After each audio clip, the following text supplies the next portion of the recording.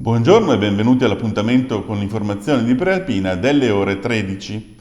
L'ho scritta la mia posizione, lo ha detto entrando in tribunale a Verbania questa mattina il giudice Donatella Banci Buonamici, facendo riferimento all'ordinanza con cui, a 6 giorni dalla tragedia del Mottarone costata la vita a 14 persone, sabato scorso ha rimesso in libertà il gestore della funivia Luigi Nerini e il direttore di esercizio Enrico Perocchio e ha mandato ai domiciliari Gabriele Tadini. Ho osservato che non sussisteva il pericolo di fuga, ha spiegato il giudice. Non ho ritenuto per 2 persone la sussistenza dei gravi indizi, non perché non abbia creduto a uno, ma perché ho ritenuto non riscontrata la chiamata in correità, che deve essere dettagliata.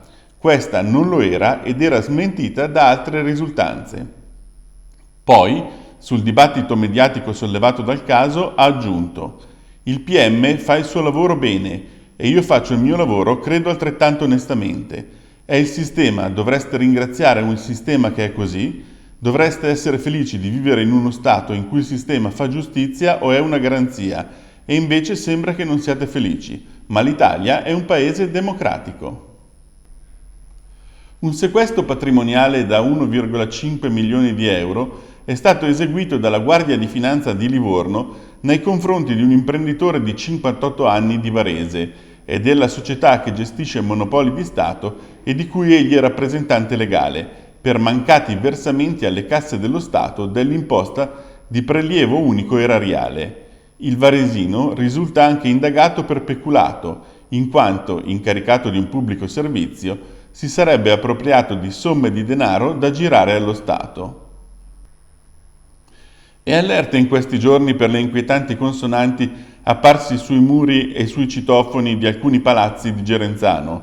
Potrebbe trattarsi di segnali dei ladri che si indicano a vicenda i luoghi dove colpire, come è consuetudine di alcuni di loro, che con quei codici lasciati dopo un sopralluogo segnalano la tipologia di abitazione e il bottino possibile. La X cerchiata, in effetti, secondo il codice diffuso dalle forze dell'ordine, significa casa non interessante, la X normale buon obiettivo, il triangolo donna sola, un cerchio vuoto inutile insistere.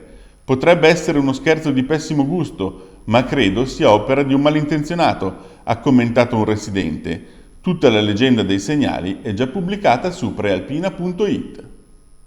È stato convalidato dal GIP del Tribunale di Varese l'arresto per omicidio stradale del 32enne di Cantello che era al volante della Volkswagen Golf che mercoledì scorso 26 maggio si era schiantata frontalmente contro la Fiat Panda su cui viaggiavano Gianfranco Larghi, 57 anni, comasco, deceduto sul colpo, e il figlio 23enne rimasto ferito.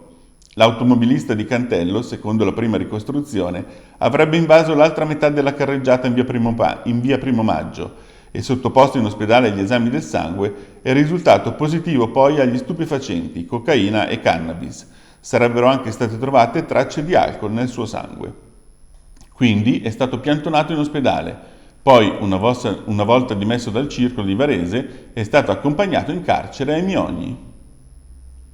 E infine andiamo a Gallarate, dove purtroppo non mancano, anzi tutt'altro, i negozi sfitti, il servizio di Elisa Ranzetta.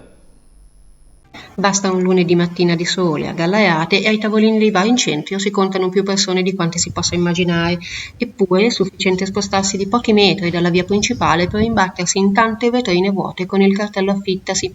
Alcuni negozi sono chiusi da tempo, una parte della galleria della Crocetta e il cortile all'incrocio tra via Cavour e via Cantoni sono esempi eclatanti. E dal presidente di Confcommercio Renato Chiodi arriva il messaggio rivolto ai proprietari: quello degli affitti è il problema, rimarca. Tutto il resto è complicato, ma si può provare a risolvere. Come associazione siamo disponibili a un tavolo istituzionale. Sul piatto anche il tema delle garanzie d'incasso per chi mette a disposizione i propri locali ad un canone ragionevole. Siamo pronti a qualunque cosa, sottolinea Chiodi, per compendiare le esigenze di tutti.